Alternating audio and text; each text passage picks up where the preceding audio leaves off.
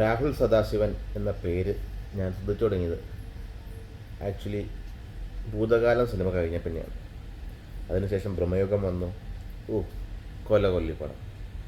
ഈ രണ്ട് സിനിമയും എന്ത് വ്യത്യസ്തമായിട്ടാണ് അത് എടുത്തു വച്ചിരിക്കുന്നത്.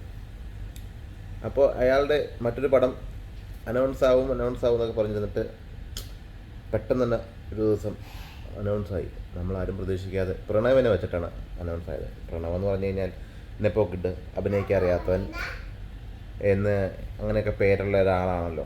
അപ്പോൾ അവനെ കണ്ട് രാഹുൽ സദാശിവൻ എങ്ങനെ നേടിയെടുക്കും എന്നുള്ളത് ഒരു ചോദ്യചിഹ്നമായിരുന്നു. കാരണം ആദ്യത്തെ പടത്തിൽ ഷൈൻ നിഗം, രണ്ടാമത്തെ പടത്തിൽ മമ്മൂട്ടി, മൂന്നാമത്തെ പടത്തിൽ പ്രണവ് മോഹൻലാൽ. അപ്പോൾ ആ പടത്തിന് ട്രെയിലർ വന്നിട്ടുണ്ട്, നമുക്കൊന്ന് കണ്ടു നോക്കാം. ചെക്കൻ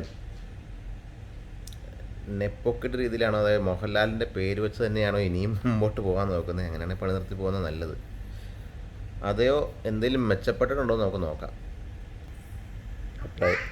പ്ലേ ചെയ്യാം.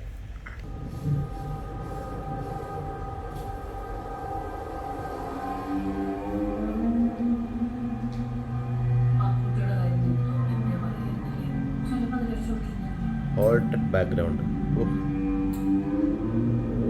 ബാക്ക്ഗ്രൗണ്ട് പോലും.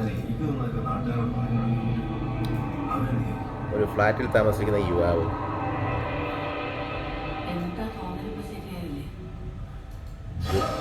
ദുരൂഹത, ഹോൾട്ടഡ് ഹൗസ്.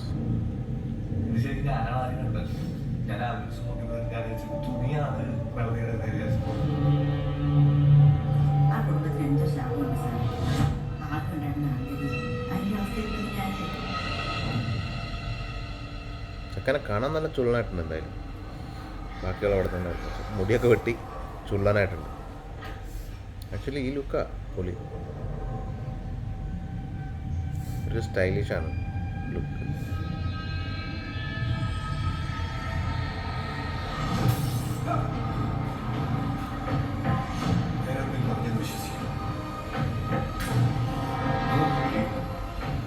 ഡയലോഗ് ഡെലിവറിയും ആ നോട്ടത്തിലൊക്കെ നല്ല മാറ്റം വന്നിട്ടുണ്ട്.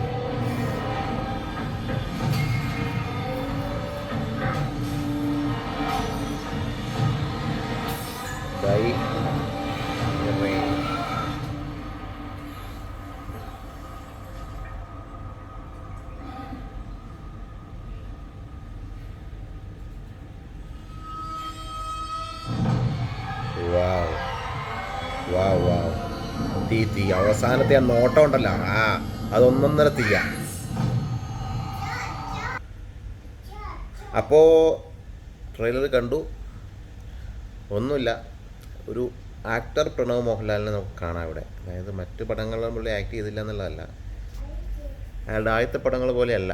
ഡയലോഗ് ഡെലിവറിയും കാര്യങ്ങളൊക്കെ നല്ലതായിട്ട് മെച്ചപ്പെട്ടിട്ടുണ്ട്. ലുക്ക് സൂപ്പറാണ്.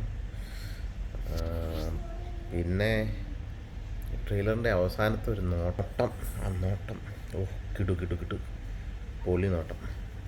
എന്തായാലും കാത്തിരിക്കാം. ഹലോവിൻ, അതായത് ഈ മാസം അവസാനം, സെപ്റ്റംബർ അവസാനം സിനിമ തിയേറ്ററിലെത്തും. എൻ്റെ ഒരു ഊഹം വച്ചിട്ട് അടുത്തൊരു ബ്ലോക്ക് ബസ്റ്റർ ആവാനാണ് സാധ്യത.